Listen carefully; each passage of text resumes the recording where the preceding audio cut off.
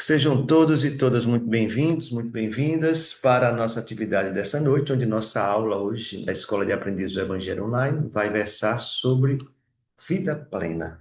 As atividades que nós fazemos no nosso caderninho de temas e qual é a proposta dessas atividades de vida plena que a Escola de Aprendiz desenvolveu. Então, vamos aprender um pouquinho sobre isso, entendendo que não foi por acaso que foi criado isso. Na verdade, a partir de uma reunião, acho que na década de 80, início da década de 80, no Centro de Valorização da Vida, que o CVV, ele foi trazido ao Brasil por uma iniciativa do Edgar Moon, quando conheceu essa atividade na Europa e trouxe para a vida, para o Brasil, as atividades do Centro de Valorização da Vida, que trabalha principalmente na questão de prevenção ao suicídio.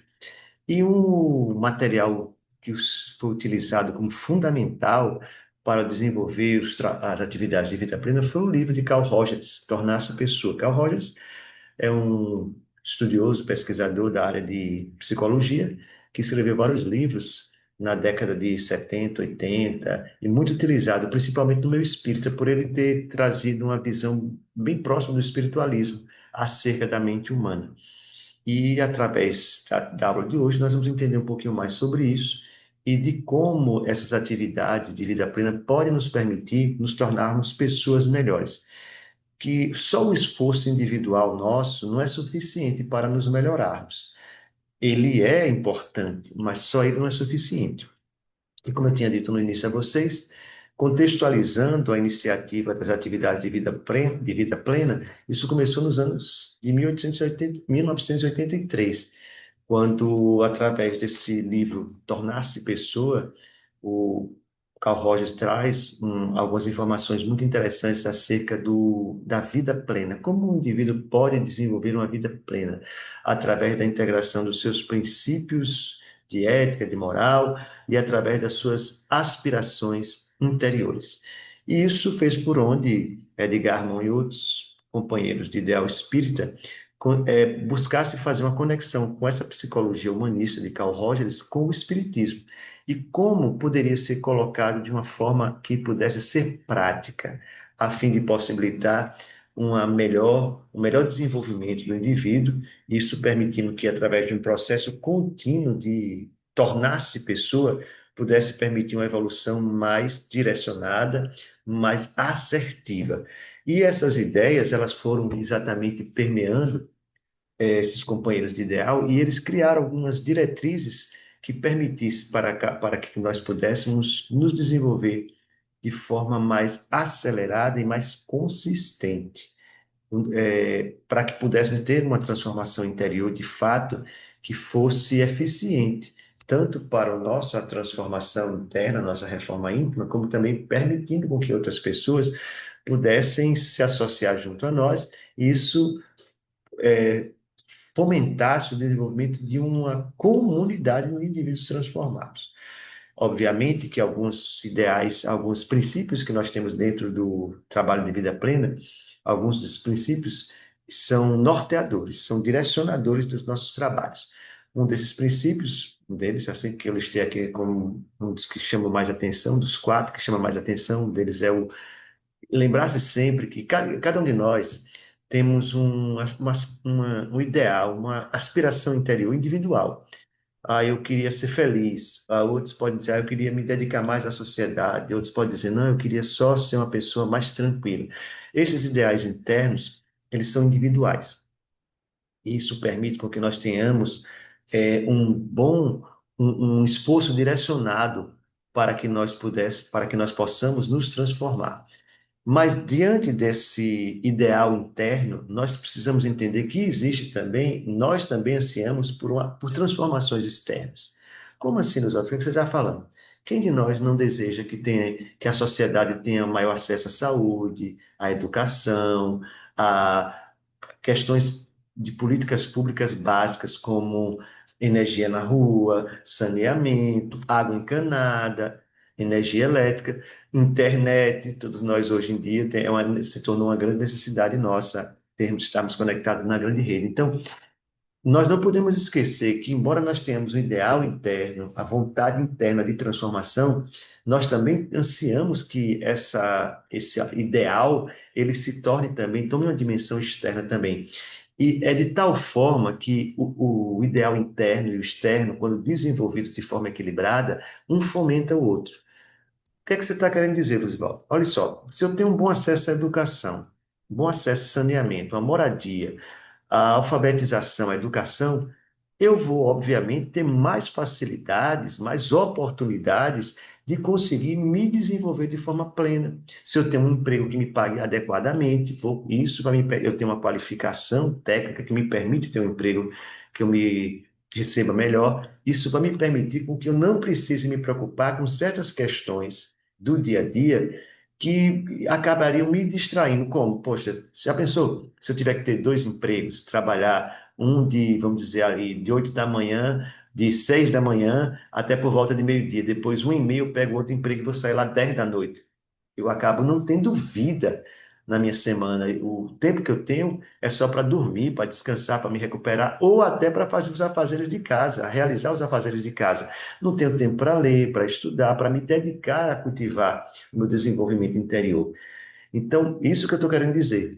Quando a gente tem uma facilidade, uma facilitação com as atividades externas de manutenção básica do nosso corpo, obviamente que nós vamos ter mais tempo e mais energia para dedicar ao nosso desenvolvimento interno. Então, isso é uma mão de via dupla, onde nós precisamos tanto se lembrar que precisamos de uma rede de apoio externa para nos sustentar, como precisamos também fomentar internamente o nosso desenvolvimento interior. Obviamente que essa é uma caminhada individual, mas é individual no sentido de que eu estando na estrada, eu estou 24 horas comigo mesmo, com meus pensamentos, com minhas ideias. Mas existem pessoas que estão caminhando ao meu lado, junto comigo, às vezes na mesma direção, uns mais à frente, uns mais atrás, uns ao meu lado. Isso vai permitir por onde eu tenha sempre apoio e possa também apoiar outras pessoas naquelas questões que eu já domino. Isso vai diminuir o meu sofrimento, o meu estresse, e poupar energia, fazendo por onde eu consiga ter resultados verdadeiros. E a visão espírita acerca desse desenvolvimento do ideal interno e externo, ele nos permite perceber que nós temos um potencial incrível dentro de nós. Esse potencial se chama nossa consciência. Nós somos seres que temos consciência desperta já. Então não podemos permitir que essa consciência fique estagnada, fique parada. Nós precisamos permitir, ou favorecer de tal forma essa consciência, a fim de que ela possa, a fim de que ela possa oferecer para mim, como também para outras pessoas do meu entorno, um desenvolvimento que vai fazer por onde nós tenhamos uma vida melhor, tanto interna como externamente. E isso, diante disso, Edgar Armões, os companheiros que organizaram o nosso livro didático Iniciação Espírita, eles criaram um passo a passo, assim, a nível didático, não é que a gente tem que seguir isso assim ao pé da letra, mas a nível didático, criaram uma rota onde nós podemos não necessariamente seguir, tem que ser assim a risca, mas conseguimos perceber etapas do nosso desenvolvimento. Quando nós estamos muito presos só às questões materiais, só às questões de trabalho, do dia a dia, de vencer, isso demonstra que nós estamos muito presos com o nosso foco nas questões materiais. Gente, é importante as questões materiais, mas não só elas são importantes. Nós precisamos entender que nossa vida na matéria, ela está aqui para favorecer o nosso desenvolvimento espiritual. Quando nós estamos na matéria, a gente sofre muita influência dela, o que determina, às vezes, até nossas escolhas em determinados momentos. Mas quanto mais a gente desenvolve nossa consciência, mais nós vamos ficando abertos a novas experiências. Quando nós estamos numa fase muito voltada às questões materiais, né, a gente só reage diante das coisas, tipo, eu trabalho para pagar contas, eu trabalho para conseguir sobreviver. Então, eu só estou reagindo às coisas que me acontecem no dia a dia. E o que é importante é que eu comece eu tenha condições externas e internas de desenvolver a minha autoconfiança e também a minha confiança nas pessoas que estão formando a minha rede de apoio, que são parentes, amigos, pessoas que trabalham comigo no mesmo setor de uma empresa. E o que se percebe que dificulta, às vezes, essa transformação, esse desenvolvimento da consciência, essa esse favorecimento de confiar nos outros é porque muitas vezes a gente cria certos princípios rígidos demais. Ah, o certo é assim, ah, o errado é assado e pronto. A gente começa a dividir o mundo assim, coisas que são certas, coisas que são erradas. Mas será que em determinado momento eu não devo refletir, rever esses conceitos de certo e errado que eu criei? Será que você quer ter uma ideia? Até pouco tempo atrás, algumas décadas atrás, as mulheres não podiam votar, porque o certo é que a mulher não podia votar. Você sabia que no século XX, por volta da década de 40, 50, se eu não estou enganado, as mulheres não podiam nem correr maratona, era proibido. E na maratona de Chicago, uma mulher usou disfarçar-se, assinou, ela preencheu a ficha de inscrição com o sobrenome dela, que parecia ser um nome que parecia não, que o sobrenome dela dava a entender que era um homem. E o que acontece na hora da corrida, que ela está liderando lá, está no pelotão de elite lá correndo, o organizador entra e tenta puxar ela e os outros corredores não deixam. Olha que absurdo, mulher não podia nem correr, porque acreditava que mulher não tinha condição de correr e, portanto, não era permitido mulher se inscrever em corridas. Olha que absurdo, né? Hoje em dia, com a nossa avaliação de hoje do que é, do nossos conceitos do que seria certo e errado, como mudou isso em poucas décadas. Então, é importante que eu também esteja sempre revendo meus conceitos.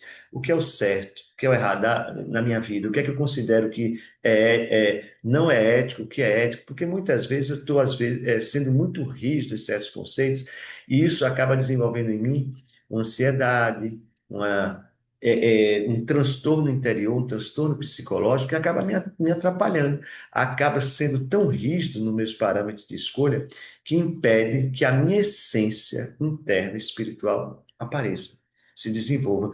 Eu vivo revendo meus conceitos. E eu posso dizer a vocês, o Luzivaldo de hoje, ele é muito diferente do Luzivaldo de, vamos dizer assim, de um ano atrás. Vou arriscar até mais, de 5 meses atrás, quando eu comecei principalmente a fazer a minha avaliação sobre a questão do transtorno do autismo, transtorno dentro do espectro autista. Comecei a fazer a avaliação neuropsicológica e vou dizer, muita coisa que eu fui descobrir, que eu fui entender, me permitiu uma mudança interna incrível. Não quero dizer que eu me tornei uma pessoa superior às outras, melhor que as outras, mas eu comecei a entender melhor a mim. Continuo sendo aquele mesmo Luzivaldo, com limitações, com dificuldades, com perrengues, mas eu comecei a entender melhor a mim mesmo. Então, isso me permitiu também que eu revisasse alguns conceitos que eu tenho, do certo, do errado. Isso me permitiu até lidar melhor com uma irmã minha que já é diagnosticada com autismo há muito mais tempo. É mais velha que eu, ela tem mais de 60 anos, Leuzinha está com 61 anos. E ela foi diagnosticada com autismo também já adulta, mas já um pouco antes, bem antes de mim. E essa revisão do entendimento meu me permitiu até eu lidar melhor com ela. Isso, para mim, foi uma transformação incrível, porque permitiu com que eu saísse do que eu considerava uma visão rígida de como é que um indivíduo deveria se desenvolver para conseguir ter um olhar mais espiritualizado para as pessoas. E até me deu mais tranquilidade, mais paciência no meu dia a dia. Claro que eu continuo tendo ainda meus arroubos de estresse, mas isso já é com menos constância. E quando a gente fala assim, epa, deixa eu voltar aqui. Quando a gente fala assim que é preciso a gente superar a rigidez de alguns conceitos nossos, é porque a gente ainda está com aquela visão muito do homem que fica preso à matéria, do homem que só reage às situações. E se nós formos olhar no nosso desenvolvimento histórico, no nosso desenvolvimento consciencial, essa fase de apenas reagir, ela deveria ter ficado já no passado, quando o homem estava na pré-história. Quando chovia, ele corria atrás de uma caverna. Quando um raio caía e fazia fogo, ele fazia comidas esquentadas, assava carne. Então, essa era a forma de sobreviver, reagindo ao que se surgia. Só que hoje, nós não precisamos ser mais assim. Nós já temos um intelecto mais desenvolvido, nós já temos um maior entendimento sobre as nossas questões emocionais, nossas questões interiores. Então, viver apenas na defensiva, reagindo, isso faz por onde nós provoquemos em nós mesmos certos transtornos que vão fazer por onde nós temos muita dificuldade no nosso desenvolvimento. Quer ver uma coisa interessante? Quantas vezes uma coisa nova chega até você, um conhecimento, uma ideia, e alguém apresenta para você e de início você rejeita, não, isso não vai dar certo.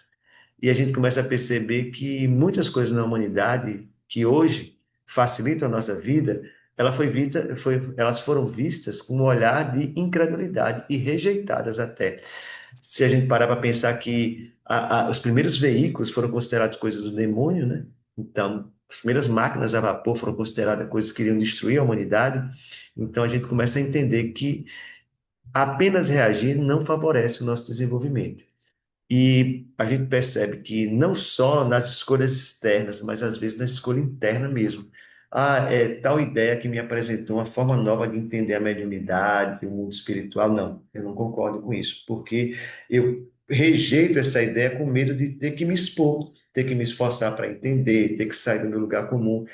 E nós, enquanto homens que estamos abertos às novas experiências devido ao nosso desenvolvimento consciencial, isso não favorece, não favorece a gente. Nós precisamos entender que estar em sintonia com a lei divina é também lembrar que o progresso, ele é um favorecedor do nosso desenvolvimento espiritual. Então, eu não posso acreditar que as coisas já estão prontas e acabadas. Às vezes até Deus já fez coisas e as coisas estão aí funcionando da forma que devem ser. Mas o nosso entendimento vai mudar. O nosso entendimento ele muda. Sabe por quê? Porque nós não somos perfeitos, nós não fomos criados já prontos. Nós vamos desenvolvendo a nossa consciência à medida que nós vamos vivendo. Nós vamos aprendendo com as nossas experiências negativas, com os nossos erros, com as nossas experiências de sentir. Eu hoje estou sentindo uma coisa por uma pessoa, amanhã essa coisa pode modificar, melhorando ou até deixando de existir por causa de alguns acontecimentos no meu dia a dia. Então, é importante que eu entenda que que esse desenvolvimento, que essa percepção que eu desenvolvo a partir da minha consciência, ela é benéfica, ela é incômoda, ela não é confortável, mas ela é benéfica para o meu crescimento, para o meu desenvolvimento. E é importante que eu, enquanto indivíduo que estou buscando o meu desenvolvimento espiritual, eu preciso desarmar o meu mundo interior para que eu consiga desenvolver questões, desenvolver princípios que são primordiais para que o homem espiritual apareça em mim. E esses princípios são sempre favorecer o desenvolvimento da empatia em mim, da empatia real, de eu aprender sempre a me colocar no lugar das pessoas que estão passando por certas situações na sua vida. Isso não quer dizer que eu devo passar a mão na cabeça de todo mundo, mas eu preciso entender também o que se passa no coração da outra pessoa, as suas dores, os seus sentimentos. Isso faz por onde, mesmo aquelas pessoas que não são simpáticas a mim, elas comecem a me olhar diferente. Poxa, Luzivaldo, ele é um cara que eu não gosto muito, não simpatizo, mas ele é um cara justo. É um cara espiritualizado, é uma pessoa que está se esforçando para ser melhor e mesmo nós não sendo tão próximos, quando eu preciso, ele está disposto a me ajudar. É importante também que eu identifique, eu tenho uma percepção aprimorada da beleza, não a beleza física só, não a beleza visual, a beleza corporal, mas a beleza de viver, a beleza que existe por sermos humanos, por sermos espíritos. E essa beleza ela transparece através dos nossos sentimentos, através dos nossos comportamentos também. Porque a beleza física ela é passageira, isso é uma verdade. Eu sei que é derramar água no molhado, mas é real. Eu não valorizava tanto isso até uns anos atrás, mas depois que a idade vai chegando, a gente vai começando a identificar melhor certas questões que antes a gente não considerava. Então, é importante que nós possamos a enxergar a beleza interior das outras pessoas. Ah, é bom cuidar do corpo, é excelente, é bom passar uma maquiagemzinha, usar um protetor solar, fazer um corte de cabelo, isso é maravilhoso. Mas não é só isso que faz uma pessoa ser bela. E o comportamento dela, a forma que ela lida com as outras pessoas, o cuidado que ela tem com outras pessoas. E quando eu começo a exercitar essa questão de enxergar a beleza em todos, eu começo a diminuir também os meus julgamentos, que é um princípio também importante para o meu desenvolvimento espiritual, é diminuir os julgamentos. do que é certo, do que é errado, do que é bonito, do que é feio, do que se deve ou não ser feito. Eu preciso aprender a julgar cada vez mais de forma, claro, empática, de forma também criteriosa e também amorosa a mim. Claro que a gente não vai aceitar que uma pessoa cometa crimes, tem que ser punida, mas quando a gente fala desse julgamento do comportamento da outra pessoa, das opiniões dela, da forma dela enxergar outras coisas, eu posso ter a minha e acreditar que ela é mais certa, mas eu não preciso impedir a outra pessoa de expressar as suas ideias.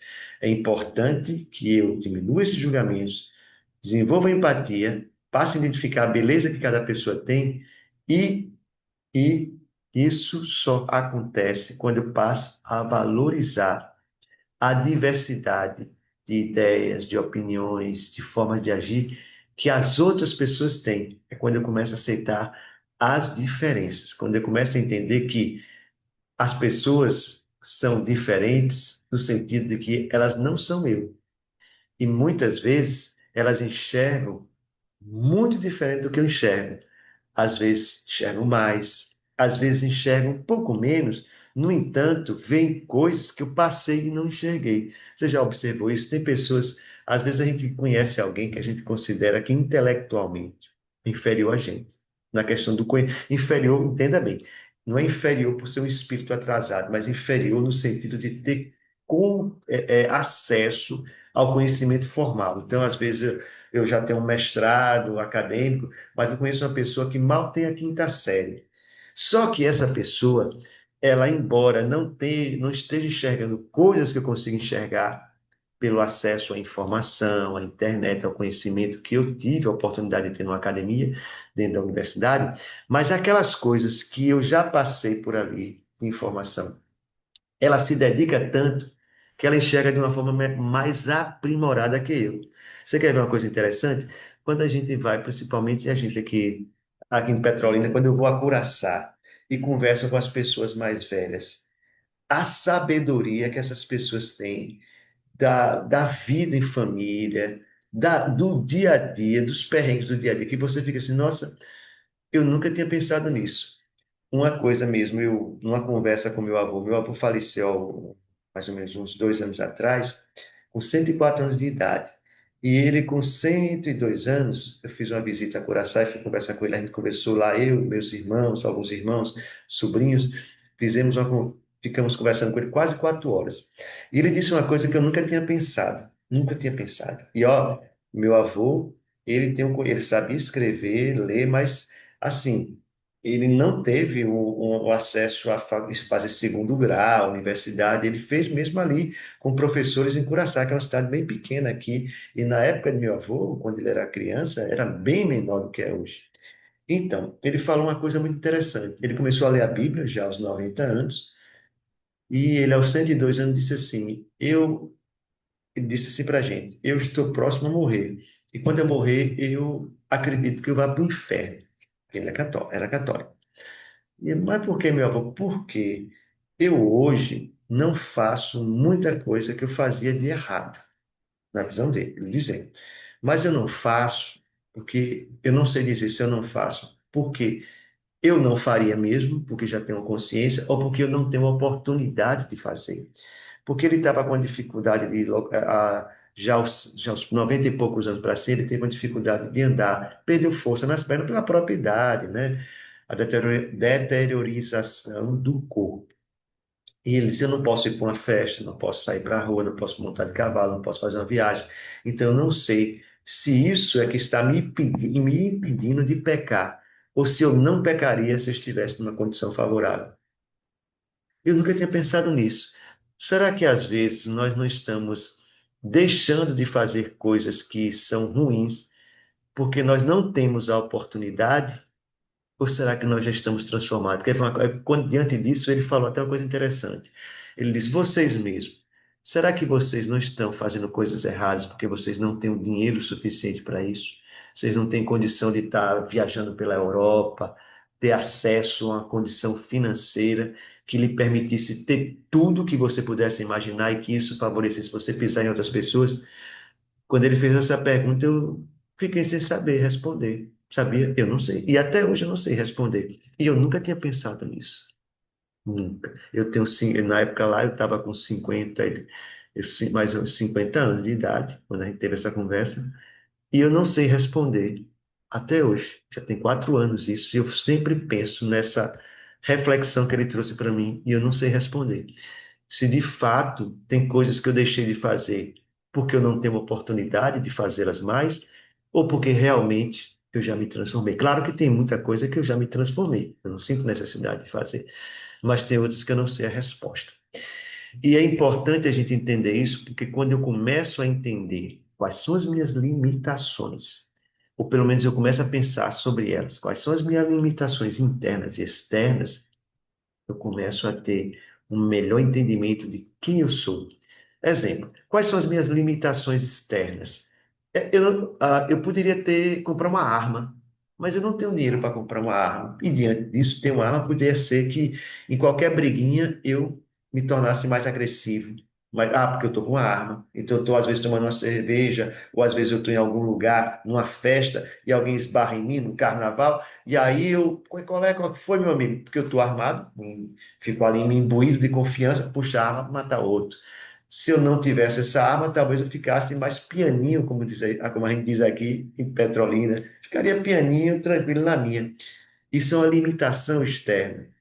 E as limitações internas seria de que eu não ter conhecimento, não ter informação suficiente para agir de tal ou tal forma. Então, é importante que comece a entender isso, porque ser livre não é você fazer tudo que vem à sua cabeça, mas ser livre é você ter o entendimento suficiente para que você consiga utilizar as suas potencialidades psicológicas, materiais, espirituais, de uma forma que você se expanda, que você expanda a sua consciência e se torne uma pessoa melhor, uma pessoa mais feliz, uma pessoa mais conectada com o divino.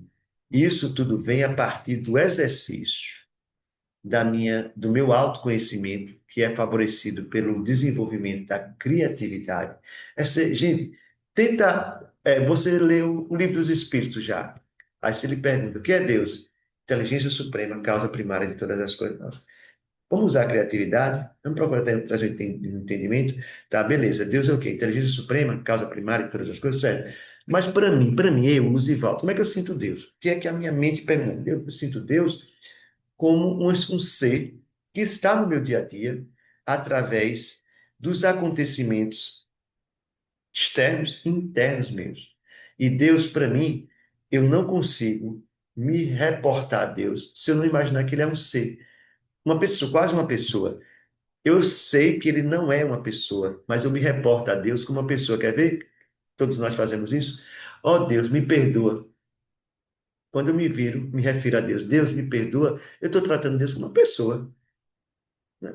Não, Oswaldo, a inteligência suprema, sim. E o que é uma inteligência suprema? Causa, a causa encausada. O que é?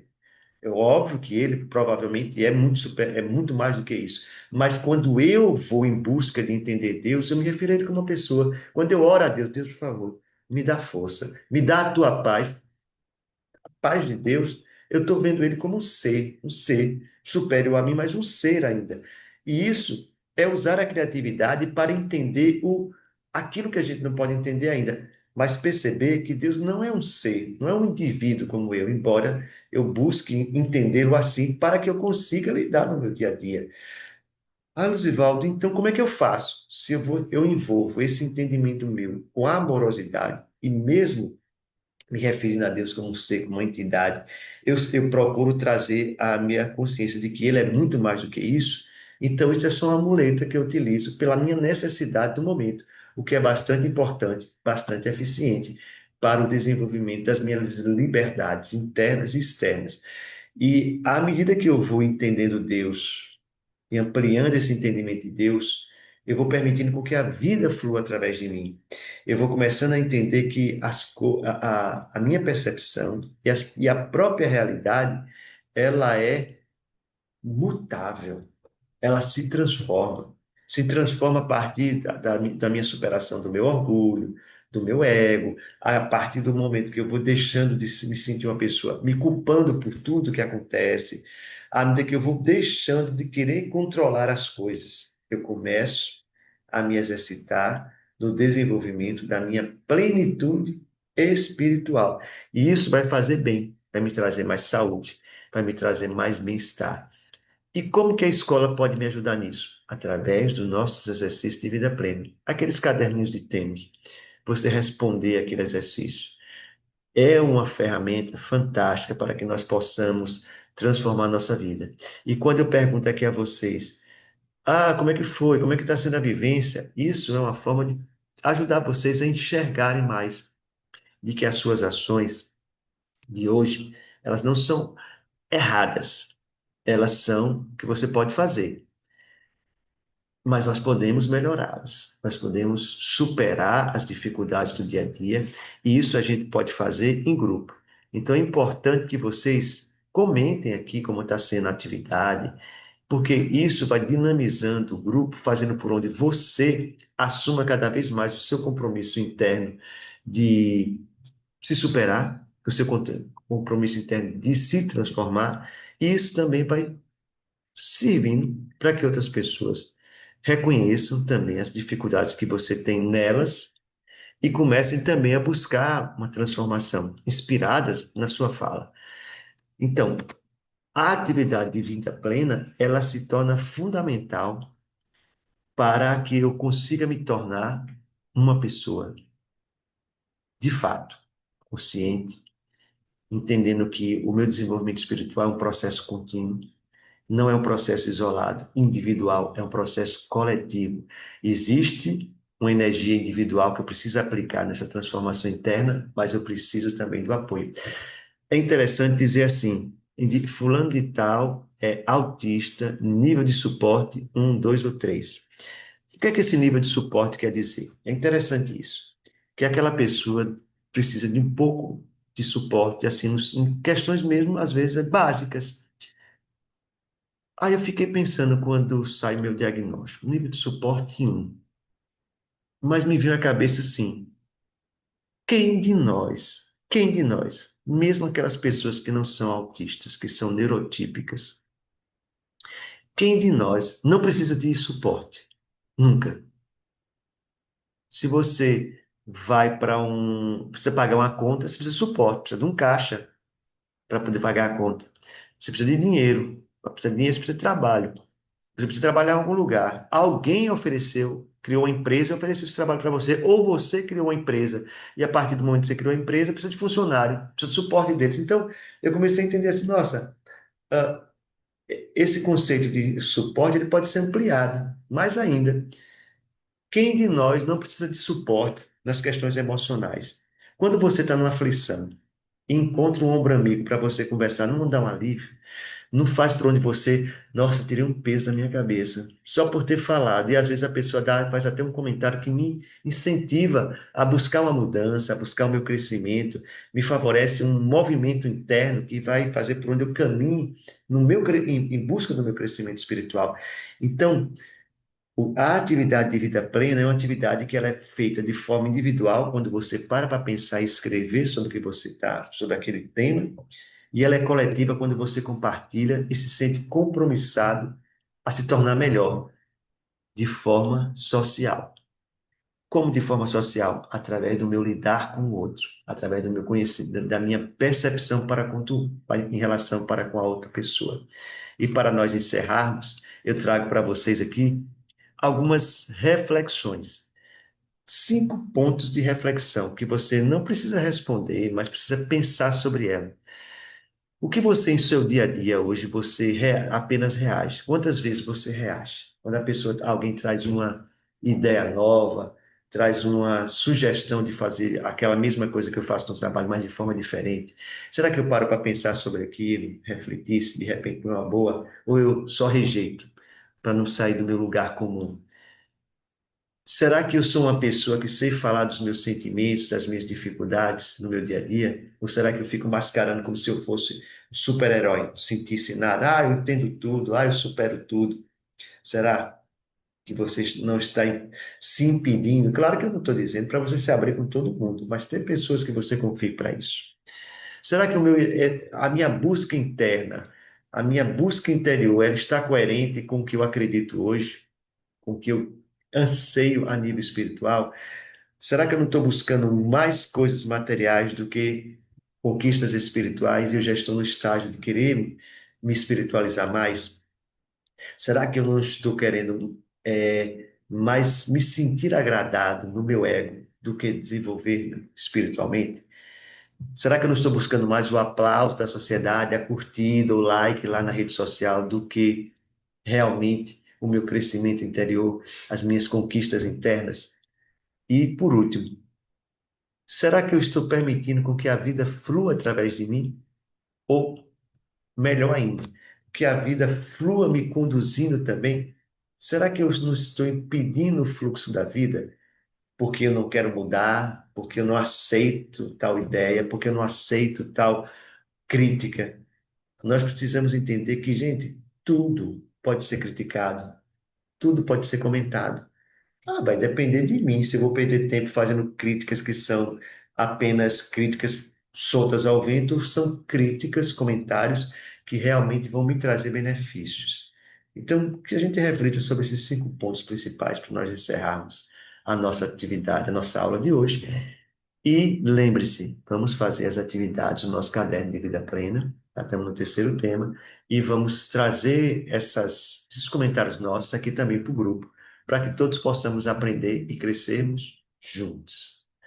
Então, pessoal, o